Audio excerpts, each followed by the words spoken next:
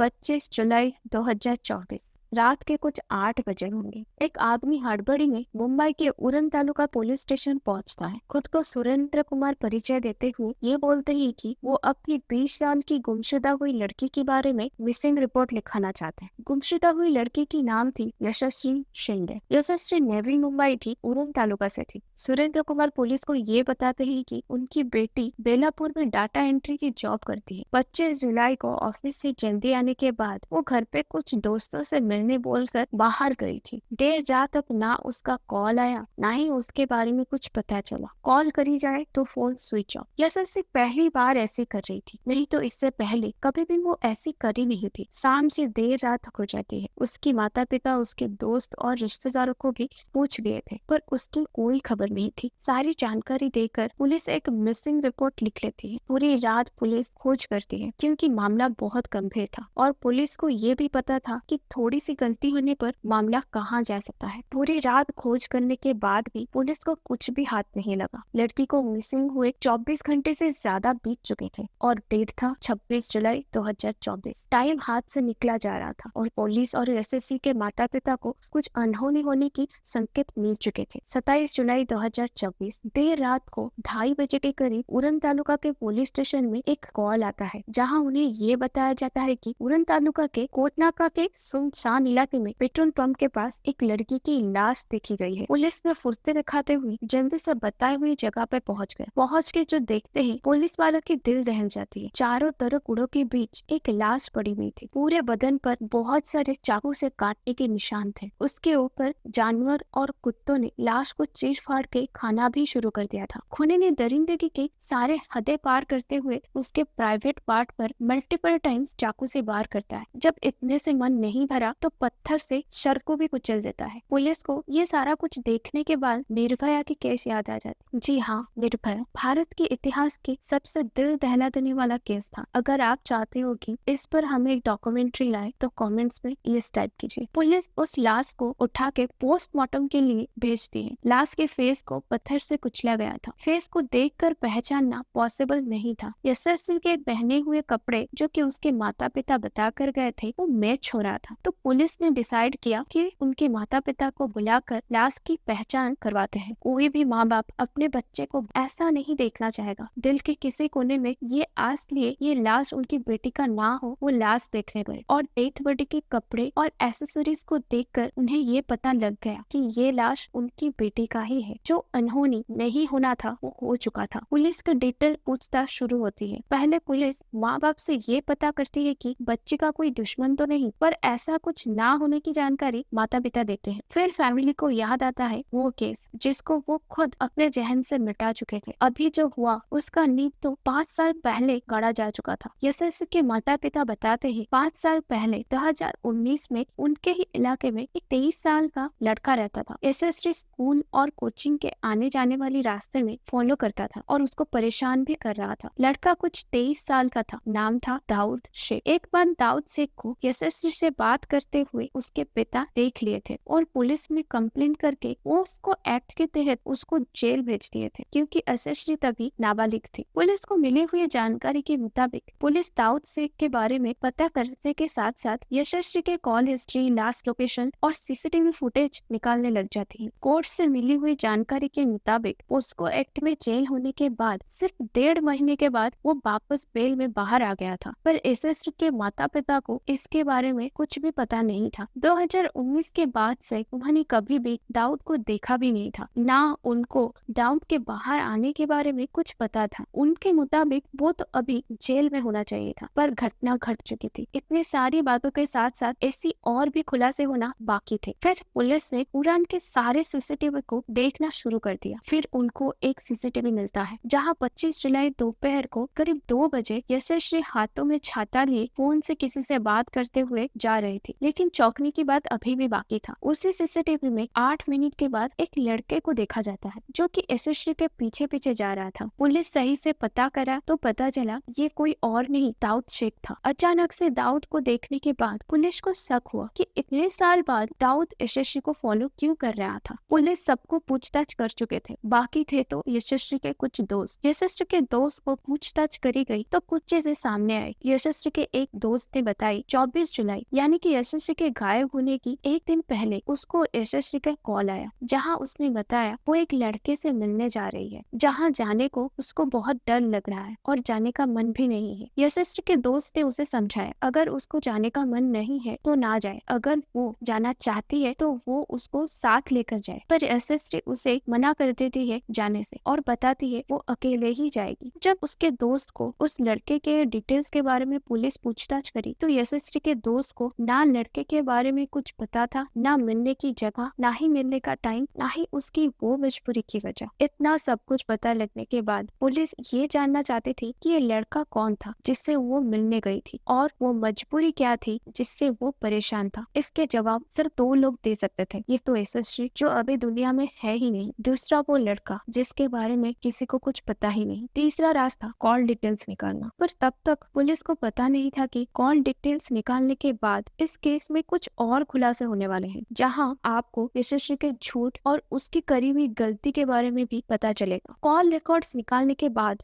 2 number सामने आए जिससे यशस्वी घंटों तक बातें करती है। 2 नंबर सामने आने के बाद सब आश्चर्य हो गए, क्योंकि उसमें एक नंबर था खुद दाऊद शेख का और एक नंबर कोई मोहसिन नाम पे रजिस्टर्ड था। यहाँ तक किसी को भी लव ट्रायंगल लगेगा, ऐसे पुलिस को भी लगा। फिर पुलिस मोहसिन को उठा लेता है और सत्ती से पूछताछ करता है तो पता चलता है दाऊद और मोहसिन दोस्त हैं। जब यशस्वी दाऊद के साथ झगड़ा होने पर नंबर ब्लॉक कर देता है, दाऊद मोहसिन के फोन से यशस्वी के साथ बात करता था, इसीलिए मोहसिन का नंबर कॉल रजिस्टर में आ गया। मोहसिन से बातचीत होने के बाद मोहसिन ने दाऊद के बारे में जो भी पता था सब बता दिया। उसके बाद पुलिस को ये पता चल गया कि ये कोई लव ट्रायंगल नहीं है, इसका फाइनल और आखिरी सस्पेक्ट सिर्फ दाऊद ही है। दाऊद को पकड़ने के लिए पुलिस जोरों शोरों से खोज लेना शुरू करती है। पुलिस की बहुत सारे टीम्स मिलकर दाऊद को खोजने में लग गए। कुछ पता ना चलने के कारण उन्होंने उसको फोन से लोकेट करना चालू कर दिया। फोन के हिसाब से दाऊद लड़की को मारने के बाद उड़ान से सीबीटी बेलापुर स्टेशन तक ट्रेन से गया और वहां से एक और ट्रेन पकड़ के पनवेल के लिए निकल गया। पनवेल पहुंचने के बाद उसने अपने एक दोस्त के साथ बात करता है और उसको कुछ पैसे भेजने को बोलता है। उसके दोस्त दाऊद को पैसा भेज भी देता है। फिर एटीएम से पैसे निकालने के बाद बस से कर्नाटका के गुलबर्ग के लिए निकल जाता है। गुलबर्ग के पास के एक गांव में उसकी दादी रहती थी। वो अपनी दादी के पास कुछ दिन तक रुकता है। उसको ये पता चल गया था कि पुलिस उसको ढूंढ रही होगी और उसके मोबाइल फोन से उसे ट्रैक भी कर सकता है। दाऊद अपनी चालाकी दिखाते हुए खुद के फोन को स्विच ऑफ करके फोन को दादी के पास छोड़कर चला जाता है। अपने गांव के आसपास की पहाड़ों में यहाँ वहाँ भटकना शुरू कर देता है। उसको थोड़ा सा विश्वास ये हो गया था कि पुलिस उसको पकड़ नहीं पाएगी, पर उसे पता नहीं था कि पुलिस उसे नेटवर्क से नहीं नेटवर्किंग से पकड़ने की प्लानिंग कर रहा है, यानी कि इन्फॉर्मर, जो कि हर इन्वेस्टिगेशन की थर्ड आई माना जाता है। 30 जुलाई के सुबह 5 बजे पुलिस दाऊद को धर दबोचता है कर्नाटक के शाहपुर गांव के एक पहाड़ से। पकड़ा जाने के बाद दाऊद ने कुछ खुलासे किए, जिसके बाद ये कहानी एक अलग मोड़ ले लिया, जिसकी उम्मीद हमें पहले से थी। जब लड़की की फोन पे दाऊद का कॉल और घंटों तक बातें करने के बारे में पता चला था। दाऊद बताता है कि 2019 में 1.5 महीने में जेल से निकालने के बाद उसका एक्सीडेंट हो गया था। 45 दिनों तक वो बेड रेस्ट के बाद मुंबई छोड़ के कर्नाटका लौट गया। दाऊद ये बताता है कि यशस्वी और दाऊद एक दूसरे को बहुत पहले से जानते थे। जेल से निकलने के बाद दोनों ने एक दूसरे के साथ बातचीत करना शुरू कर दिया था। पुलिस ने भी कॉल रिकॉर्डिंग्स चेक करके इस बातों पर मोहर लगा दिया कि हाँ, दोनों ने एक दूसरे से बात कर रहे थे। इवन लड़की दाऊद के नाम का टैटू भी अपने चेस्ट पर करके रखा था। पुलिस ने पोस्टमार्टम के टाइम ये भी नोटिस किया था। दाऊद यशस्वी से शादी करना चाहता था। शादी करके वो लड़की को कर्नाटका ले जाना चाहता था, पर यशस्वी हर बार मना कर देती थी दाऊद से शादी करने, जो कि दाऊद की नाराजगी का कारण भी था। 22 जुलाई को दाऊद कर्नाटका से निकलता है उड़ान आने के लिए। 23 और 24 जुलाई को दोनों मिले भी थे। हर बार दाऊद शादी को लेकर प्रेशर करने पर लड़की गुस्से से और ना मिलने की डिसीजन दाऊद को सुना देता है। लड़की ने जो सीक्रेट लव अफेयर शुरू करी थी वो अब लड़की के गले का फंदा बनने वाला था। 24 अप्रैल को दाऊद उसकी प्राइवेट फोटोज लीक करने की धमकी देकर मिलने को बुलाना शुरू कर दिया। इवन 24 जुलाई के शाम को कुछ देर के लिए फेसबुक पे वो उसकी प्राइवेट फोटोज को अपलोड करके डिलीट भी कर दिया था। ये सारा कुछ देखने के बाद लड़की राजी हो गई थी लड़के से मिलने, पर उसके